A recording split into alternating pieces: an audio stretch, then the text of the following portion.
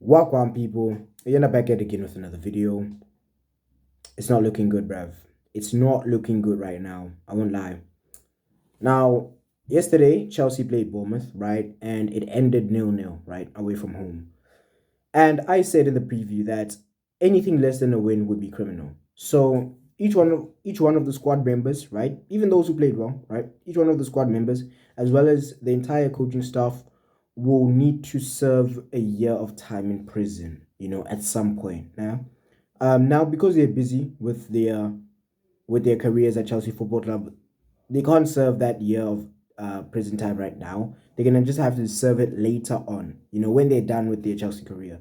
So yeah, for now it's a 1 year suspended sentence. They'll serve it when they can. When it's more, they'll serve it at a more convenient time. You know what I'm saying? Now the reason it's criminal that we didn't win yesterday is because of a few reasons. Number one, we're the bottom half of the table, bro. We're like 14th.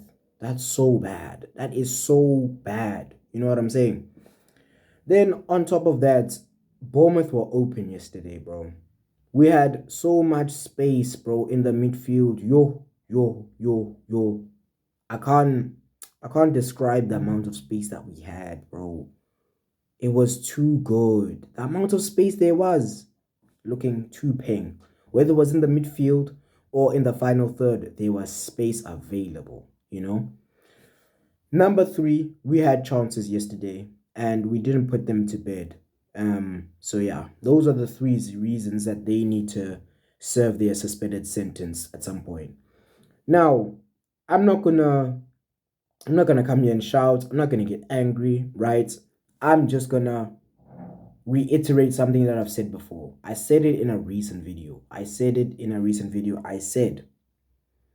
Chelsea Football Club lack clinical finishing, right? We need to learn how to finish, right? And yesterday showed me that if we don't learn how to finish, bro, then we're not going anywhere quickly. You know what I'm saying? Because this finishing problem at Chelsea is a club problem, like I said. It's not a squad problem. It's not necessarily individual personnel problem. It's a club problem. We've had this problem for at least 4 years now. I remember in the 1920 season against Lampard, right? The first game that we played, right? We played Man United away from home. We lost 4-0, right? But that 4-0 scoreline doesn't reflect exactly what happened in the game. In the game, we created so many chances. We should have scored at least 3 goals. So maybe we still would have lost. We still would have lost like 4-3 or 4-2 or something. But that zero shouldn't have been a zero. It should have been at least 2 or 3. You know what I'm saying? Based on how we played in that particular game. And it wasn't just in that game. Throughout the season, we would create chances and we create so many chances, but we wouldn't put them to bed. And that's what's happening now. And that's what has been happening from Lampard until now. This entire time, bro. So, yeah, Chelsea Football Club, right, needs to take a look at itself, right? It needs to go to the mirror and look at itself and say, where do I need to do better? And in fact, specifically the men's team. The women's team is doing well. They can just continue doing what they're doing. The academy, I'm not too sure how they're doing. I'm not going to lie. But the men's team, they need to look at themselves and say, what do I need to do better?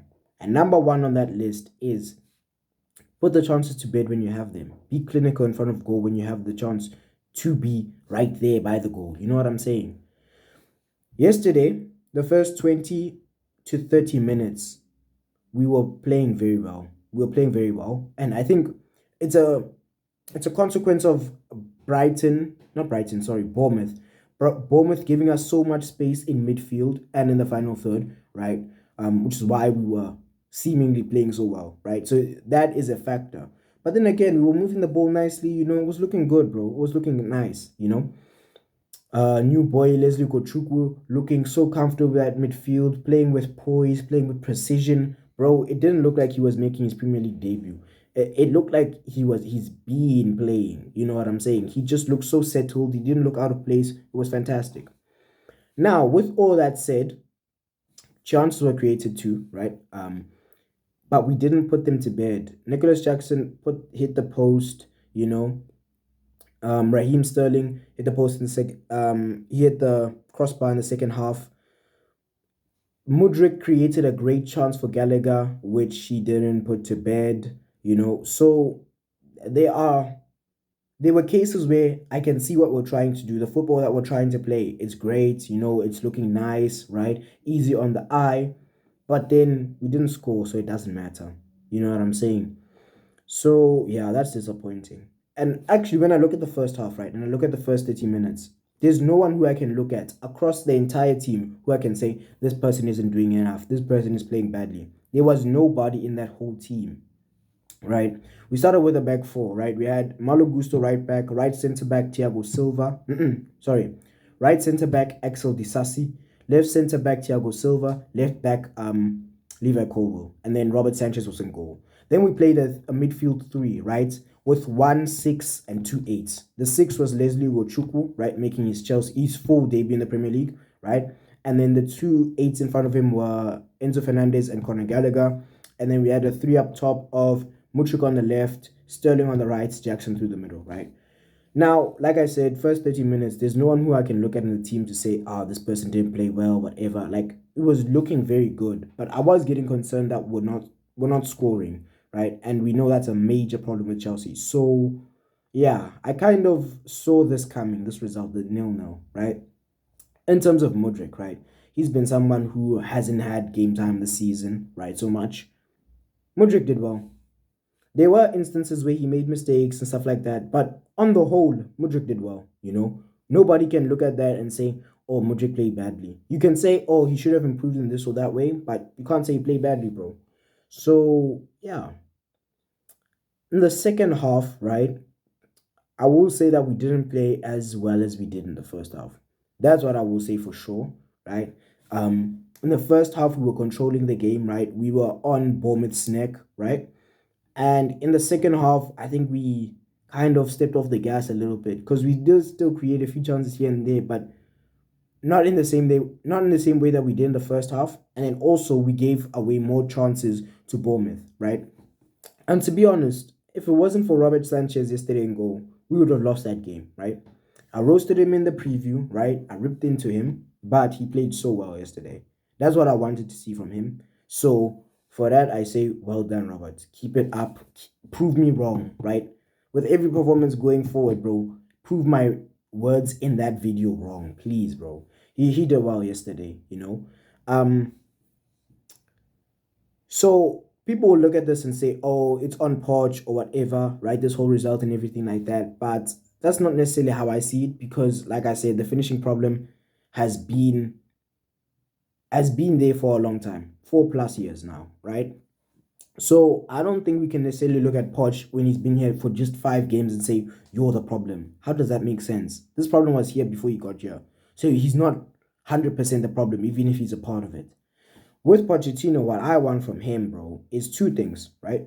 Yesterday, he shouldn't have started Colwill at left back. He should rather started Chilwell at left back. The reason I say that is because Colwill played well yesterday, right?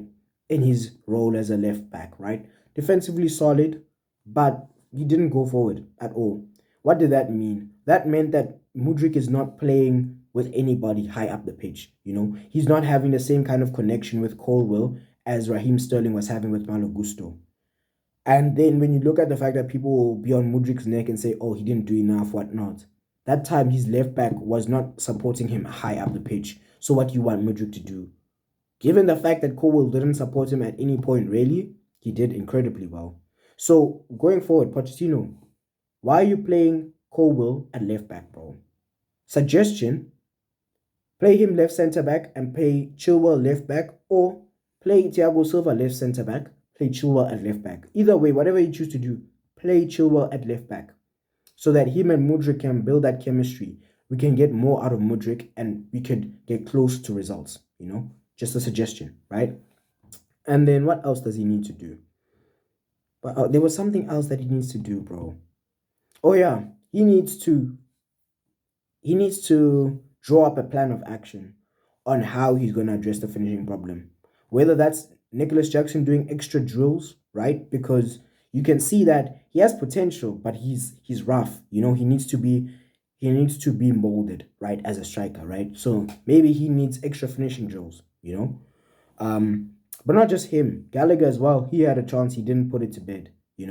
Fernandez Thing is, he takes shots, but they never end up in the back of the net. Really, he has one Chelsea goal, right? In all the time he's been at Chelsea, and he does regularly pop off shots.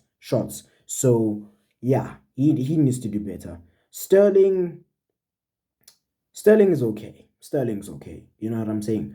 But mainly what I'm trying to say is our attackers, wingers, right, strikers, midfielders, right, all of them, they need more finishing practice. So maybe what we can do is instead of a player doing extra work in the form of gym work like Mudrik does, let the extra work be finishing work so we can fix this problem once and for all and we can move on. Because if we don't fix this problem once and for all, we're not going anywhere quickly. I was just thinking, if we don't fix this issue, we're going nowhere quickly because it's hampering our success.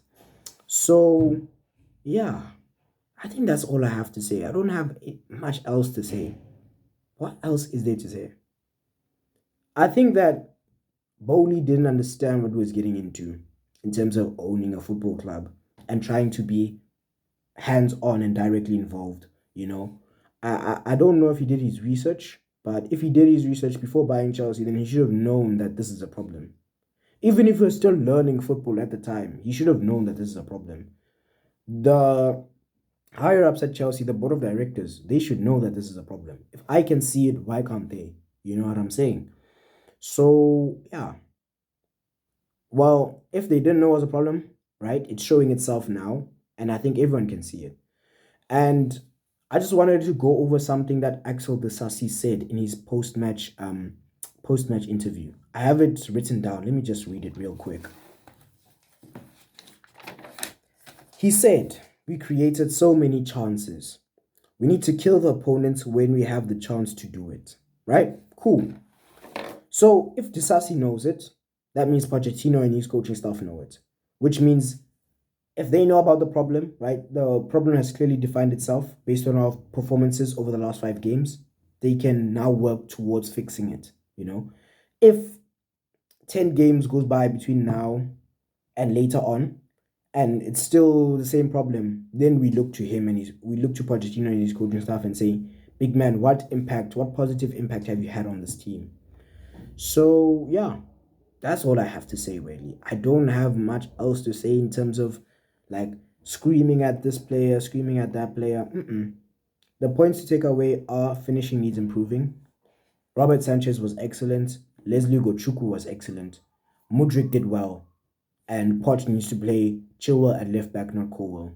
That's basically it. Oh yeah, and then I had a stat to just show the extent of our problem, right? Chelsea have had a total of 81 shots this Premier League season in the 5 games that have gone by, right? This is the fourth most shots that any team has had in the division. And our conversion rate is only 6.2%, right? Now, I'm going to get the calculator out, right?